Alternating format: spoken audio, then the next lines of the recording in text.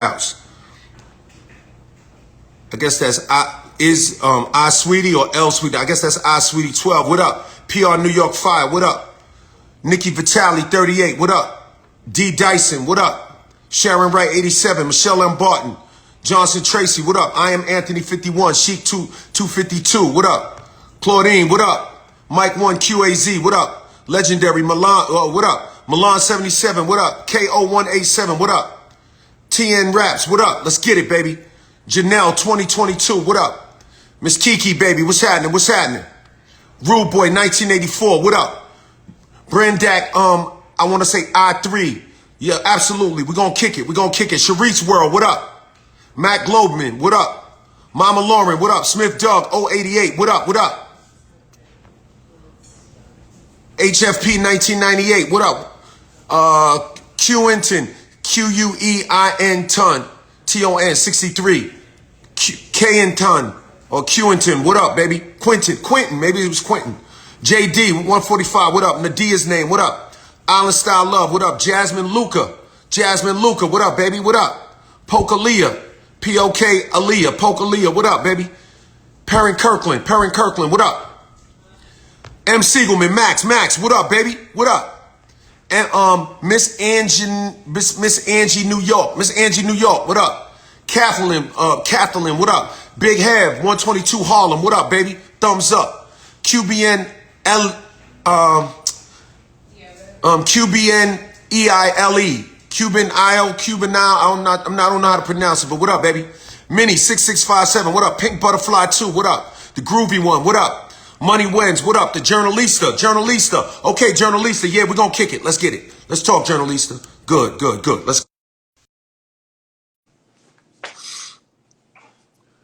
Let's kick it. As promised. Only Sawyer. What up? Journalista. What up, baby? Good. I'm glad you came. Okay, so we was talking on Twitter yesterday, and you know, I was curious. I had asked a question.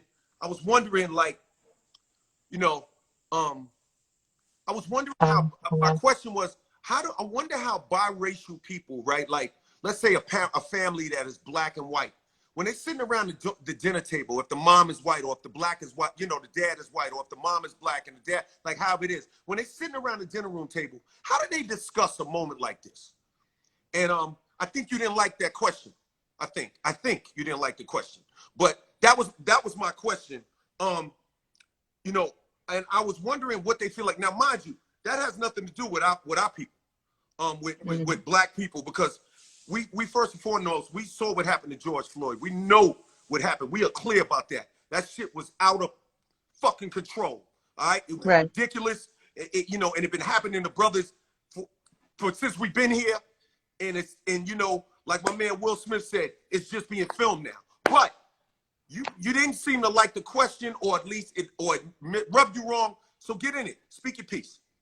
Okay, so let me first of all say it wasn't that I didn't like the question. I feel like in this instance, when you are a parent of a child of mixed race, so for instance, my mother is black, father raised by a white father, but my dad made sure we knew who we were. Mm-hmm. You have an obligation to do that. You have an obligation to cement in your children their place in this world, who they are, their identity, and also to make them aware of the history of this country, because having a white parent, unless you are being raised white, it's not going to insulate you, and it's not going to protect you from what's happening in this world, right? You look at me, I'm a black woman, so people see me with my white father. He's dead now, rest in peace, but they don't see me as a white woman. I'm not white, I'm black. Okay, so now let me jump in on that. You're right. But the question is, okay, what about those who, you know, maybe they're siblings and they look, you know, one looks more white, one looks more black. Like, let's say, you know, a Rashida and a Kidada of Jones, you know, like, let's, you know, see, obvious, look, like my mother is extremely fair. My grandmother, my biological grandmother, she claims Indian, but when we went and did the research, it was Caucasian in there, and Puerto Rican and some different things in there. So she is very light, like lighter than my mother. And my mother is way lighter than me, right? So, but my question is, if you have when you have a black parent and a white parent, and you have a child that one looks one way, one looks the other way, like, what is that conversation like? Like, how does a parent talk to a kid? Like, what do you tell them? Do you teach, like, you feel what I'm saying? What do you tell I do feel what you're saying. And again, I have to go back to your parent has an obligation, right, to make you understand who you are, where you come from, and what and the meaning behind that. Because even the fact that, I mean, think when my parents got together, interracial relationships were still frowned upon. You know what I'm saying? I was born in 1971. I'm old, so. Nah, you ain't old. Like, I was born before that. You young to me, so it's all good. But I'm just saying, like, it was frowned upon then. You know what I'm saying? So people see you now. When you see me, my brother, and my sister, my brother is very racially ambiguous. So unless you're around him and hear him talk, you don't know that he's black. And my brother's a straight up nigga. Like, just, you know what I'm saying? But if you just to look at him, you wouldn't know that that's what he is. Mm-hmm. So, but he knows who he is. Mm-hmm. You understand what I'm saying? Mm-hmm. And even my nephew, he's Cape Verdean, and his mother is half black, half white. So he's mixed, but he'll tell you straight up, and he's 6 years old. He'll be 7 in September. I'm black. Mm-hmm. He knows who he is. It's important for you to raise your children to understand how this country works, the history of this country, the history of interracial relationships. And that's something else that you brought up yesterday when you brought up the point about implicit bias. Yes, yes. And my thing about implicit bias is that the funny thing about implicit bias, and for those who don't know what implicit bias is, it's those subconscious prejudices and biases that you have about certain things and certain people, but you don't know you have them. Okay, so you have a lot of folks that are real quiet right now. Mm-hmm. They may not know. Like, I'll give you an example. I remember growing up. Now, I remember one time I was growing up. I had just got a record deal, and I got on the elevator. Just finished a record deal. It wasn't all the money in the world, but I got me a little check. I was feeling good. I was a teenager.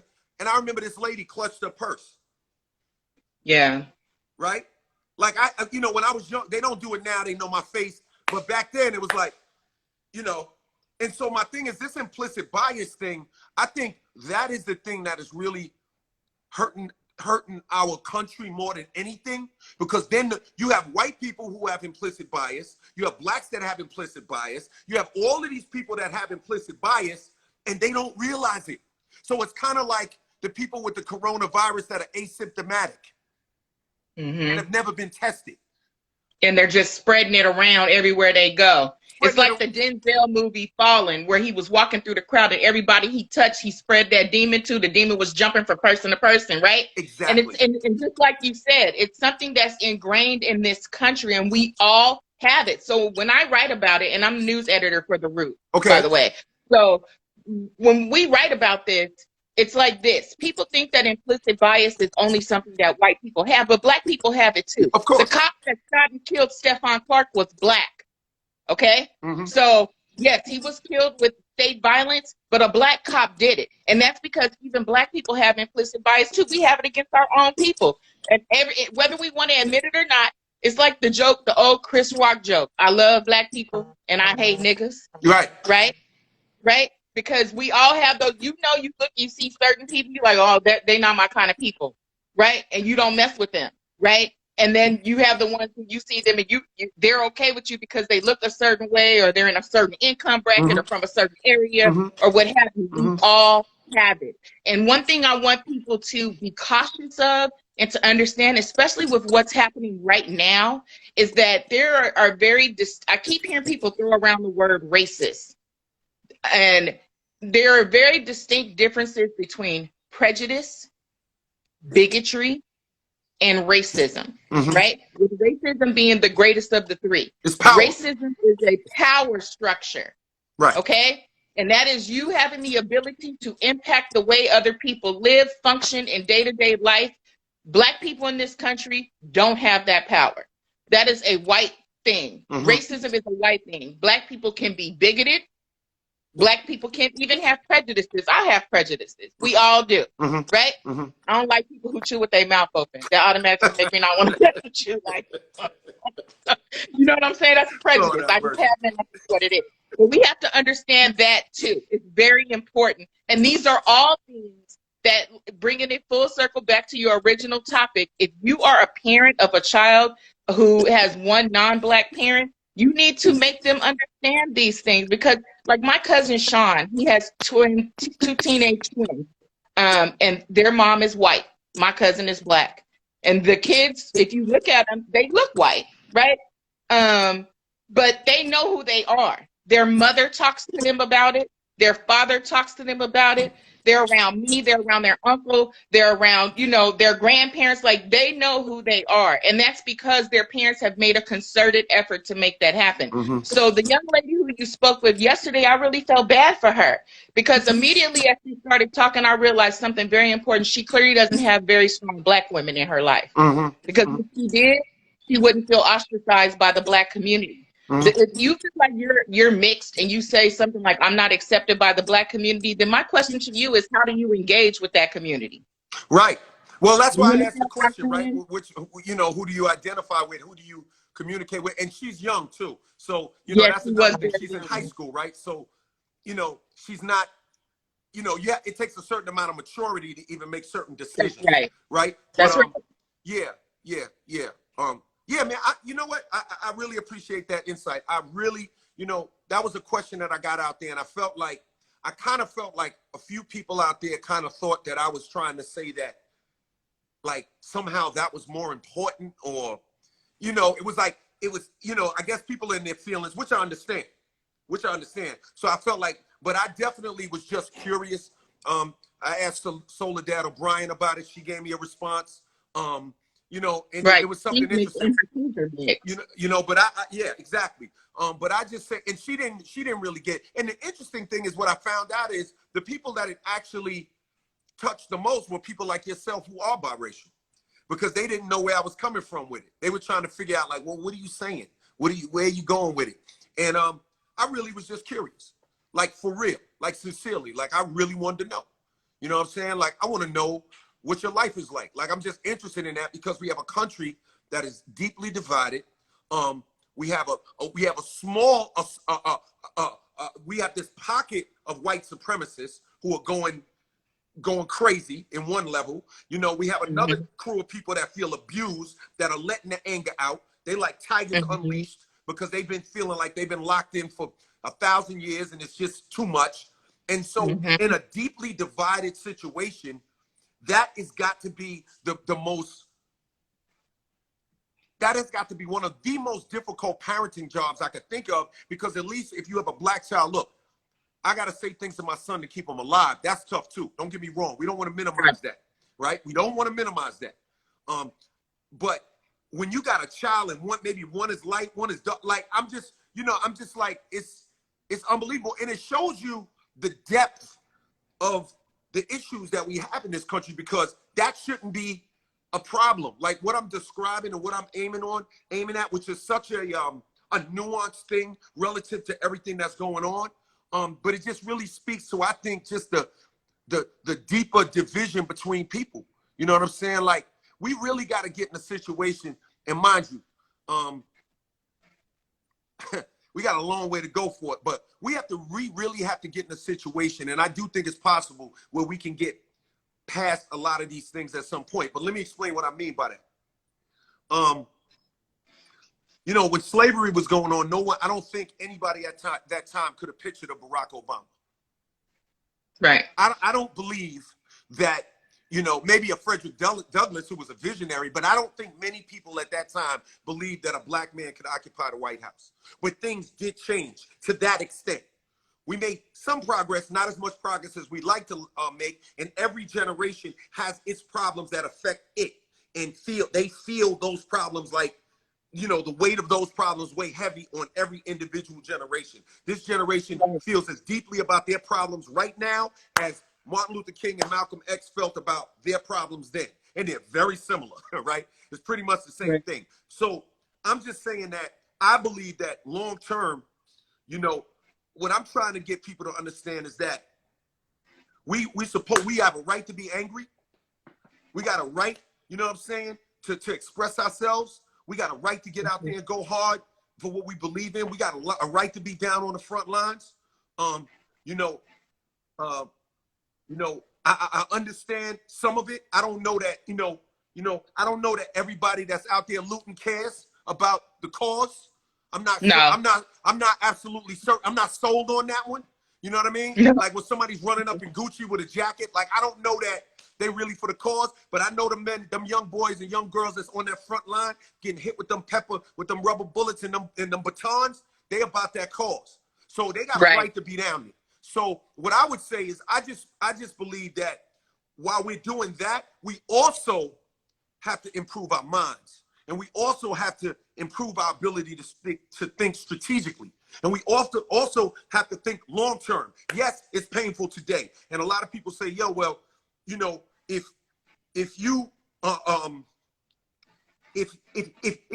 I can't think about that because I'm dealing with today. But you know what?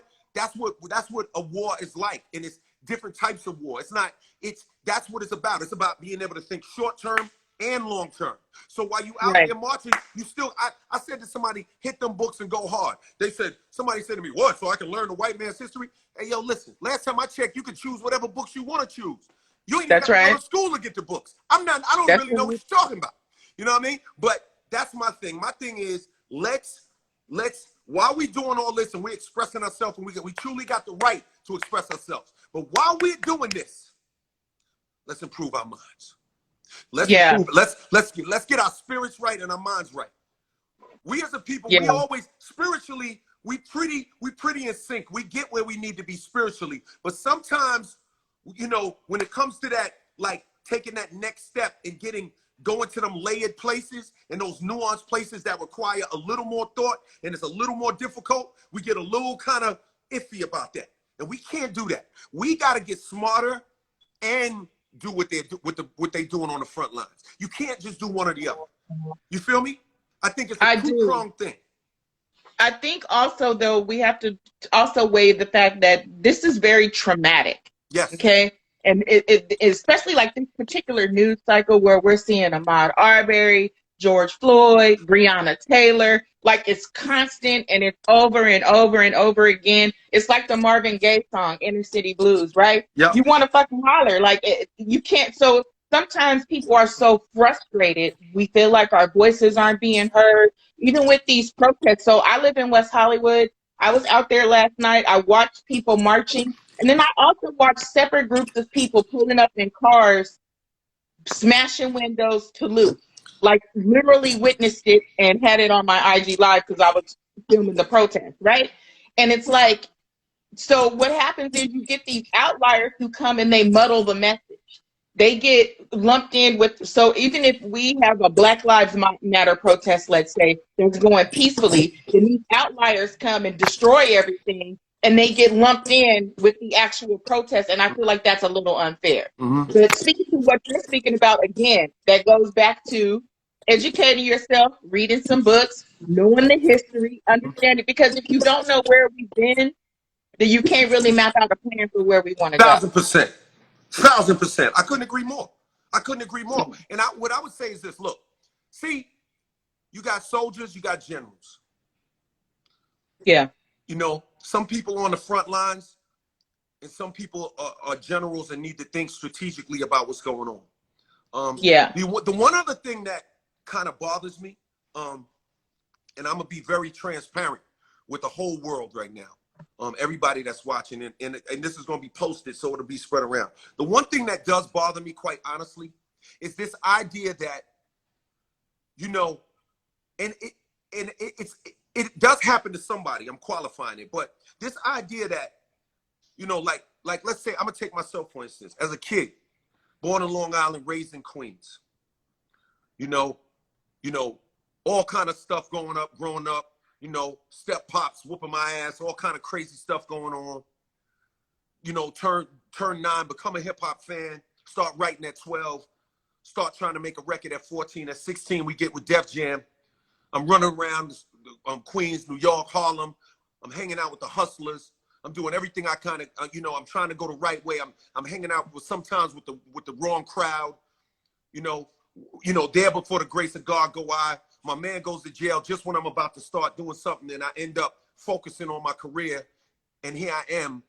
And then people talk to me as if, you know, I was, you know, I'm Bill Gates' grandson, and I don't understand what's going on in the hood. Or like I'm somehow so disconnected, you know, that I don't get it. And that's bullshit. I got people in the hood. I got people I told. Let me tell you something. If you're a snob or if you're bougie, yo, I know people in the hood is more bougie than me. Are you kidding me? Yo, yo, bougie ain't got nothing to do with whether you still in the hood. And that's the only thing that bothers me. This idea, you know what I'm saying? This idea that when you go get some money, whatever kind of money, all of a sudden you forgot. I ain't forget nothing. I remember picking little pieces of meat out of Fatback. Happy to find it. I remember my mother not having groceries for 3, 4, 5 months, and then us getting groceries and me opening the refrigerator and staring at it for 15 minutes till my mother told me to close it because it's gonna get warm. Because I was so excited that we had groceries that I stared in the refrigerator like it was entertainment. Yeah. And they talking to me like I'm some elitist celebrity, like I'm running around with an ascot. I'm the man who wrecked the buffet and all that shit. Like they wilding with that shit. That's the only thing I don't like. That's a symptom of two things, right? Number one, it's a symptom of the great class divide that is in this country. Because we're not only dealing with racism, we're also dealing with classism, right? And there's a great divide. I feel like there's no more middle class anymore. Either you have it or you don't. Mm-hmm. Okay? And the people who don't outnumber the people who do have it, but the people who do have it have so much of it. Okay, so that's the issue. But the other side of that, and it's something that we've been talking about on Twitter a lot lately, and that is this expectation that people like you, other celebrities, I mean, I understand that we want to see people we look up to, you know, speak on current issues or whatever, but we also have to understand that y'all are human too, right? 100%. You know what I'm saying? So maybe if someone doesn't think that you're on the same side of their, you know, they are of the argument, maybe you don't have all the facts, or maybe, you know what I mean? I think we have to allow for that and be a little bit more patient with people. I feel like we also live in a culture that is very celebrity struck, right? Where everybody's just so, and because now we have social media that gives us more immediate access to people, even for me, and I'm just a journalist, but the way people talk to me on social media, like it breeds this familiarity that is not really there. You don't know me. You know what I'm saying? You know what I post. You don't know it. And what I post is not even a tenth of what is going on in my life. You know what I'm saying? Right. But people see you every day on Twitter or Instagram or Facebook, they think they really know you. And so they use that to talk about you and to judge everything that you do. And dissect everything that you do, and that's the problem. Right. So I wouldn't, if I were you, and you know that you're trying to push forward, you're doing these talks on the weekends and trying to get people involved and engaged and all of that kind of stuff. Focus on that. You can't. What other people think about you, LL, really ain't none of your fucking business, and that's just the bottom line, because you can't control it, and you'll drive yourself crazy worrying about it. I know it's insulting because I get insulted too. You know what I'm saying? But at the same time, I also know who the fuck I am. Oh, you yeah, know 100%. And that's it. That's the black ass bottom line. So, well, look, I appreciate you coming to talk to me. You know, you got a new homie. I'm with you. I'm riding with you. I appreciate that. Let me tell you something I thought about today, and it's gonna be my one little fangirl moment. Okay, I said I wasn't gonna do this, but this morning I thought about the first time you did Saturday Night Live. With Sean Penn. I was in high school, and we did not go out that night so we could sit in front of the TV and watch LL on Saturday Night Live, and you did I'm Bad. And when you got to the Get Oreo, PJ Cookies party, you crushed the ground and shit. You lost our fucking minds. I love it. And that is the culture, and that is what you're here for. Please don't ever lose sight of it. Thank you. You know what? I appreciate you so much. You know, you lock in with me. DM me or exchange contacts. We locked in.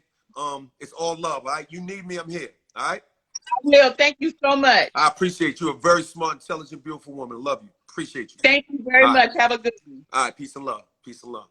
Yeah, yeah. Good vibes, good vibes. Teddy Riley, what up, Teddy Riley? Teddy Riley, what's the deal? All right, so yeah, man, it's a beautiful thing. You know, I told y'all we was gonna talk about it. I'm letting people on the platform. I want anybody that wants, God bless you too. Anybody, yeah, classism is crazy because somebody talked about, nah, this ain't no pity party, baby. Sick with it. Yeah, let me talk to you. Let's talk sick with it. Let's talk with it, sick with it. He said pity party. I'm trying to understand what the pity party is. Tell me, explain that to me, baby. Oh, I think I went to the wrong person. Hold on a second. Explain that to me. Explain what the pity party is. Explain what the pity party is. Let's talk about it. Sick with it. I'm trying to come to you, baby. Let's kick it. You said pity party. I want to know what it is.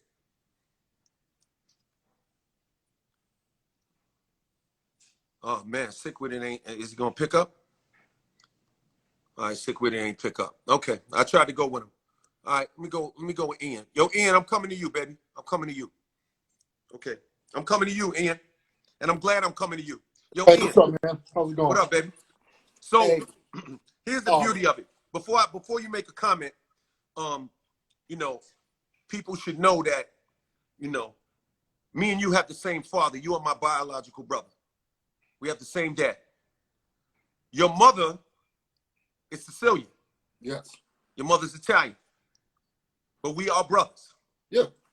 So that's the other part of the question I don't think a lot of people know, that I have two siblings that are half white, half black, and there's all kind of conversations that, you know, I was wondering like what dad would say to you about that.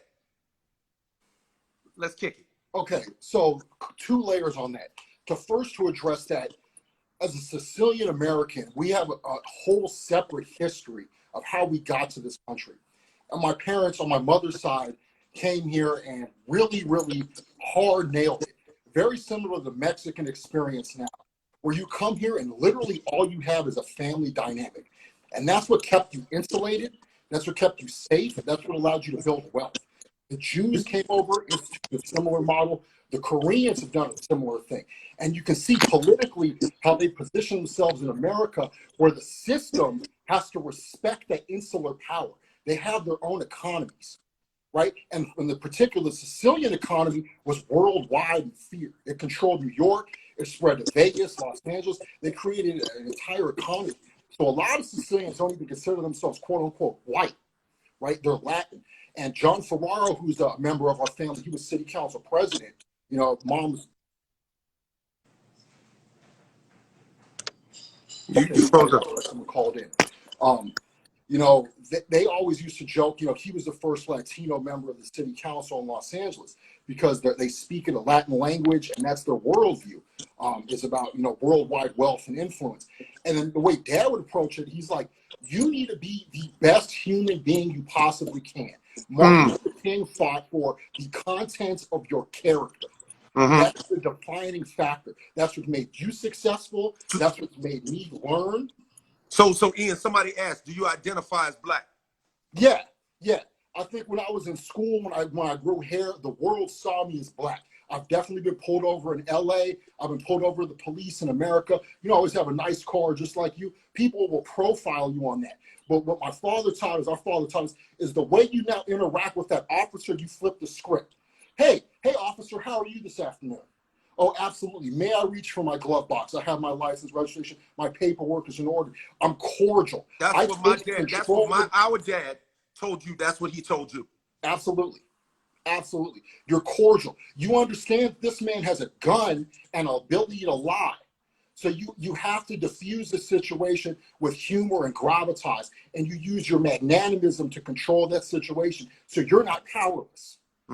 You can control that individual through your magnanimous behavior, by being cordial, by being gracious, by engaging the situation and getting out in front of it.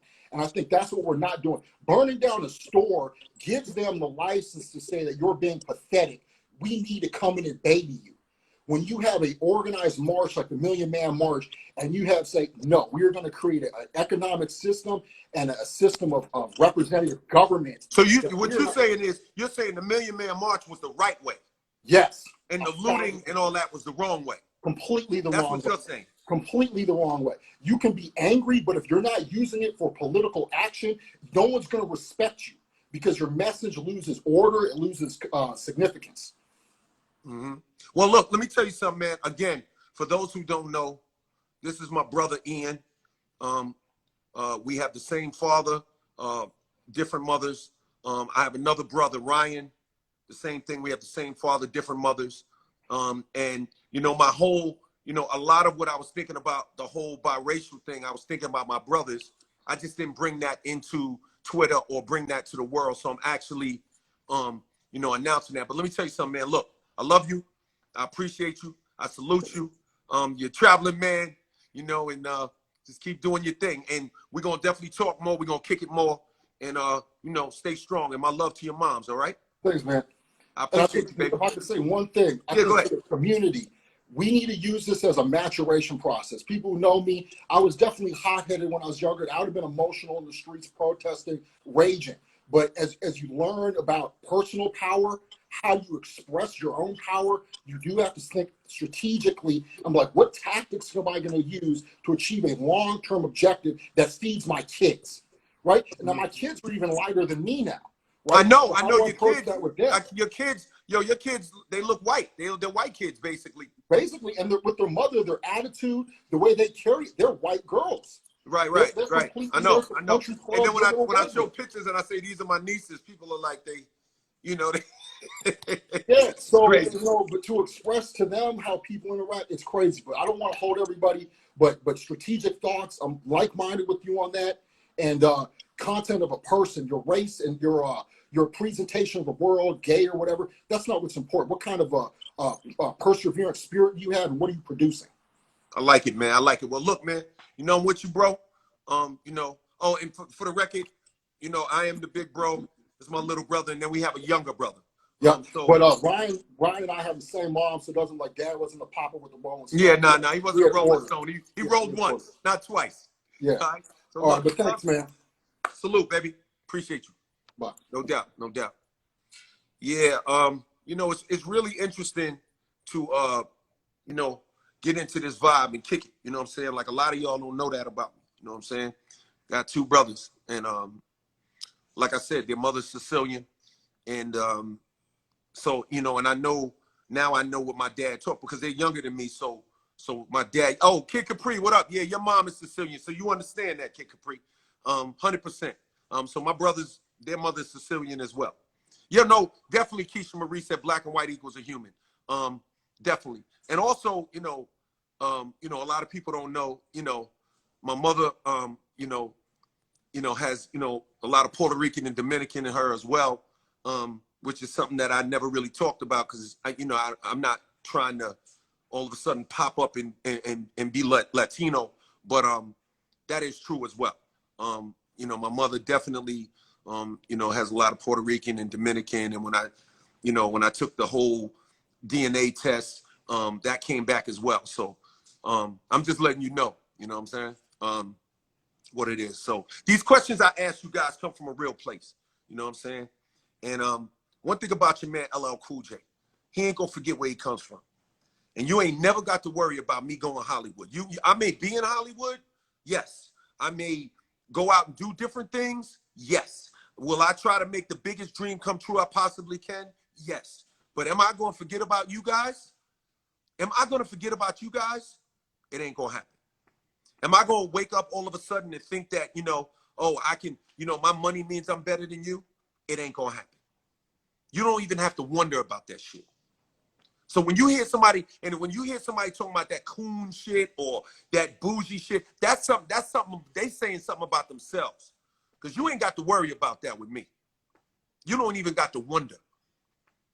When I'm in Queens, I go to Allen AME Church. You know what I'm saying? You know, I do my like you ain't got to worry about me. I'm connected to us. You know, I've been throwing the tournaments in my hood for 15 years, going on 16 years. The jumping ball tournament. You want to talk, Kid Capri? Let's kick it. Let's definitely kick it. Come on. Let's kick it, Kid Capri. Yeah. I want y'all to know that, though. Yo, yo. What up, Al? You just What's up, baby? What's poppin'?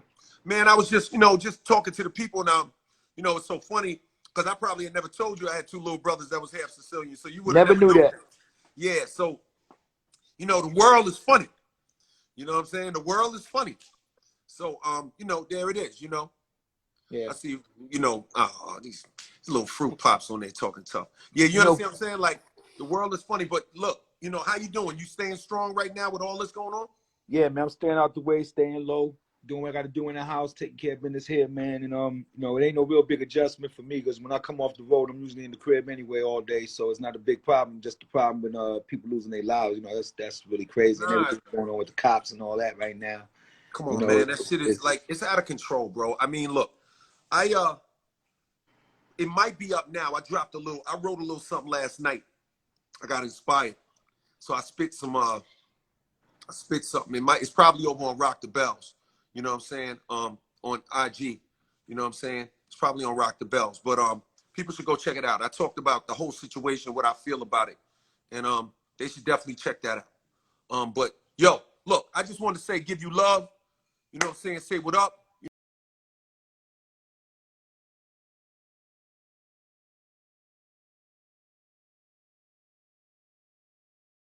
Love, baby. Still Zing said, where's my radio? I got it, baby. I got it. Pep 16. Yeah, but as I was saying, you guys don't never have to worry about LLCOOLJ abandoning you. You know what I'm saying? Or not caring about you. All right? I'm going to always be me. You know what I'm saying? I don't care how much success I have. Success can't separate me from y'all. If I'm on the cover of Forbes, I ain't getting separated from y'all. So you can forget that. We locked in. All right? Rise in paradise, Kobe Bryant, absolutely. Talk to someone from the younger generation. Some other Durant. Are you from the younger generation? Some other Durant? I'm down to talk to anybody. Like I told y'all on Twitter, anybody that wants to talk on here, whether I agree with what you got to say or not, you could come on here and talk. You know what I'm saying? Anything you want to talk about. I'll tell you another thing too. You know, people talk about, you know, like anybody that wants to come on here can talk. I'll get back to that. But yo, oh, definitely lifestyle. We definitely got to dismantle white supremacy. There's no question about it. We got to dismantle white supremacy, man. Like, it's crazy. Like, are people like, come on. It's crazy. It's crazy. This shit is outrageous. Go to Rock the Bells right now, the Instagram, and check out what I dropped. Go check it. Yeah, we can talk, DJ. DJ Brow, what's up? Let's talk. I want to talk to the youth. If you tell me your age on here. Tell me your age on here. It doesn't matter. Anybody can Yo, talk. What's up, baby? What's up, man? I've been trying to get with you since you started everything. Okay. How you been? How you been? Bless up to you. Man, I'm good. I can't lie, I'm a little emotionally shook up. You know what I'm saying? Like, I feel a little emotional thing. Like, it's hard to kind of explain. It's just kind of like right under the surface, and I feel uncomfortable. You know what I mean? No, I feel you. And you want to know something that's really hitting home right now is that I've been following all this stuff, and I have a 10-year-old who's asking me a lot of questions and saying, you know, Dad, what's going on? Because he hears in the background, you know, what's going on? How come people are killing other people? And I'm gonna be honest with you.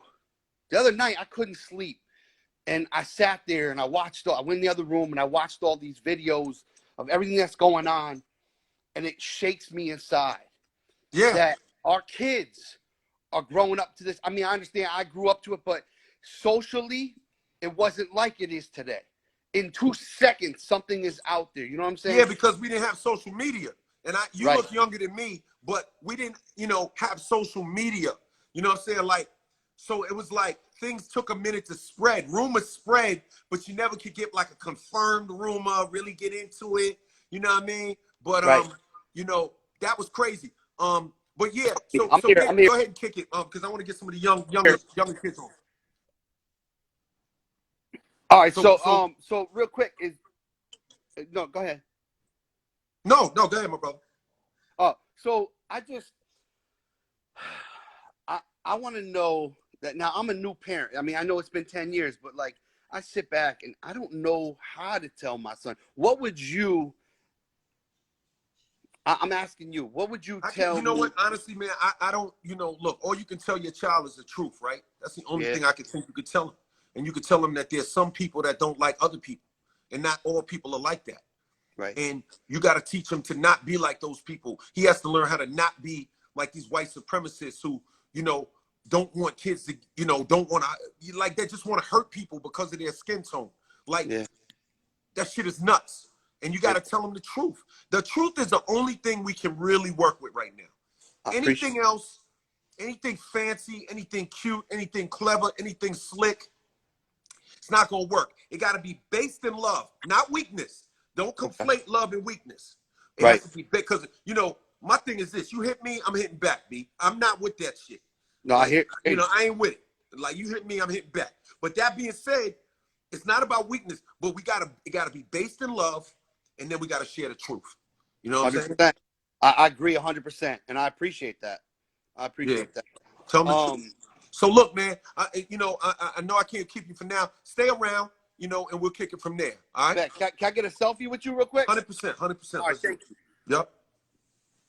Thank you, brother. God bless and bless up. God bless, man. Much love. Yeah. I don't mutual respect, Ian, for sure. I'm definitely not with the weak shit, and I'm definitely not with the let people just step on your face and it's all good. I'm not with that. I'm not a believer in that. You know what I'm saying? I do believe in love, though. I do believe in love. That's an important thing. So, it's a beautiful thing. So who we got? Who wants to join? Here, let me put this up here, right? Ian, Eric Capria, no sugarcoating. That's right. Gusto 2K2, what up? What's going on? Carmen, what up? Calvin, what up, Calvin? All right, you want to speak? So, yo, I'm gonna put Calvin on. You know what, Calvin? Hold on a second. Give me your ages again. I want to get some younger generation. Okay, F, you 21. Okay, let's go with F. You said you 21. You 21. Let's talk about it. Let's talk to different generations. Let's mix up the generations a little bit. You know what I'm saying?